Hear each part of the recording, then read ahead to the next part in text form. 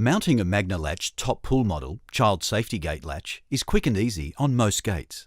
The latch comes supplied with 12 self-drilling screws, 6 for the latch body and 6 for the striker body, plus a special latch body height adjustment screw.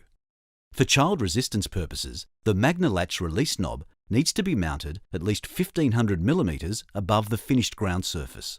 This height satisfies most pull safety codes, but check requirements with the appropriate authorities in your area.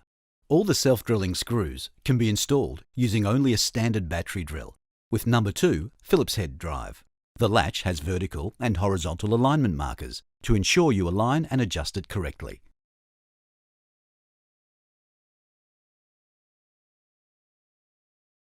Use a Phillips head screwdriver to adjust horizontally as necessary.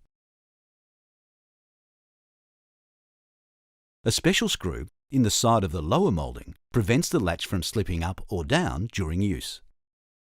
Your latch is now ready for use. Check that the release knob works smoothly. Open and close the gate to check there are no obstructions to latch engagement. Insert the key to lock and unlock the cylinder to ensure it's working correctly. Note the convenient red dot locked/unlocked indicator.